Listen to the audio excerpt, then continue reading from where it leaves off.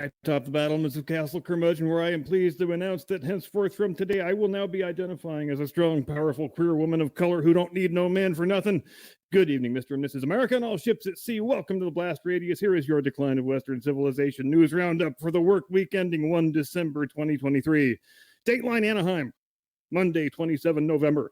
A 26-year-old man was detained by police after stripping off all his clothes and gallivanting naked around the It's a Small World ride and its immediate environs.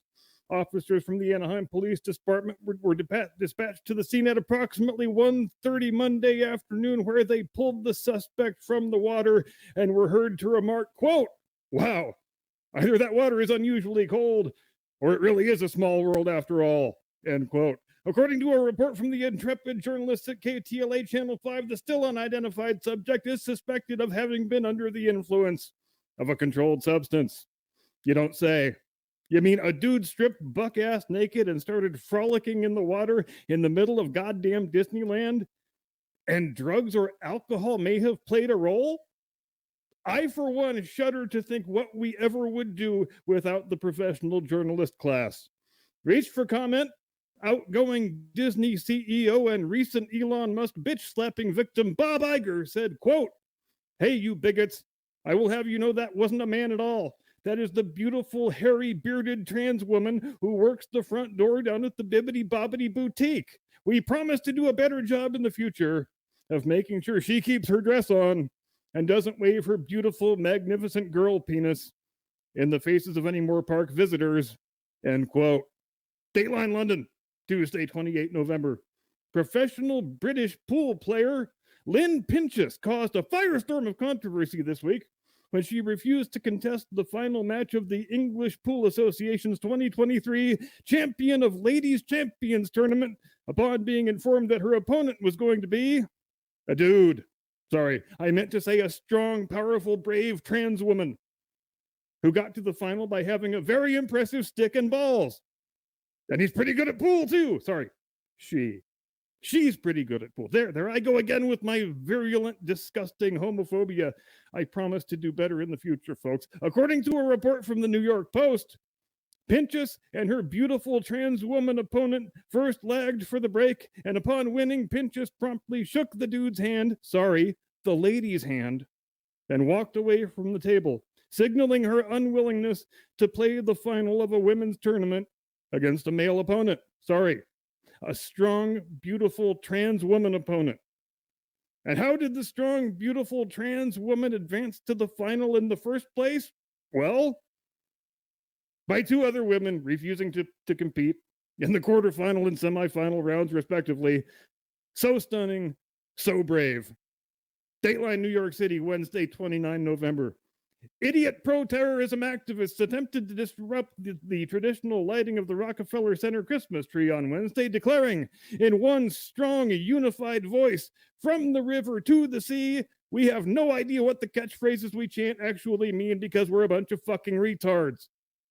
Waving Palestinian flags and signs with slogans like "End the genocide in Gaza," the idiot protesters gathered along 6th Avenue alongside crowds of tourists and locals who just wanted to innocently watch a goddamn Christmas tree lighting with their families like normal people. The disruption came only days after other idiot protesters, or maybe it was the same idiot protesters, who the hell knows, disrupted the annual Macy's Thanksgiving Day parade by blocking floats, gluing themselves to the street, smearing fake blood all over each other, and pretty much every other thing that people can do when they wish to signal to the entire world that, yes, we are idiots.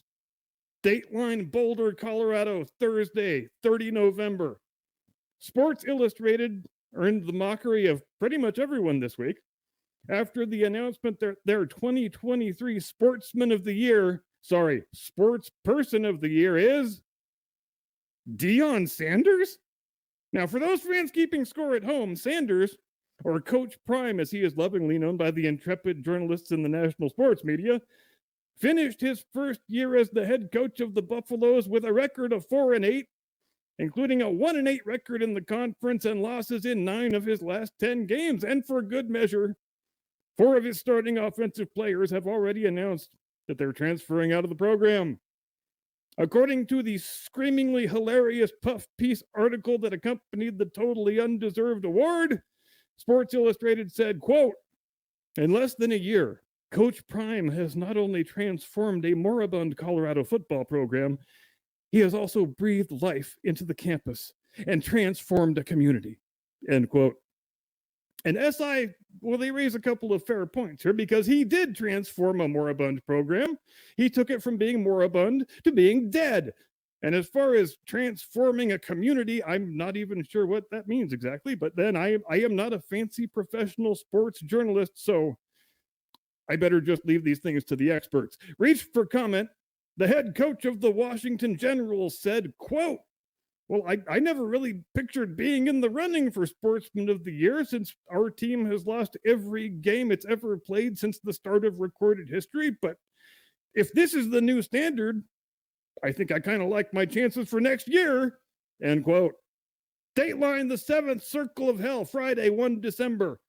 The rapper Lil Nas X, whose recent exploits include wearing a lady's ball gown to some lame awards show, giving a satanic-themed live performance accompanied by goat-horned backup dancers at some other lame awards show, having simulated gay sex on the Saturday Night Live stage during what turned out to be the lowest-rated ever episode in the 618-year history of that series, and launching a line of athletic shoes supposedly containing the blood of virgins or some shit like that. He says he is now entering the Christian era of his music career.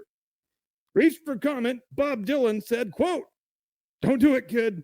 It ain't worth it. I still haven't lived down my Christian era, probably never will, but hey, at least I only went from Jewish to Christian and not from goat-horned, gay, devil-worshipping, blood-drinking Satanist to Christian, so your mileage may vary, I guess. End quote. And that, ladies and gentlemen, is your Decline of Western Civilization News Roundup for the final week of November with a little tiny smidgen of December right at the end. And with that, we send it over to my illustrious co-host, winner of this year's Large Furry Hominid of the Year award from Cryptozoology Illustrated, your friend and mine, the one and only Mr. Caucasian Sasquatch.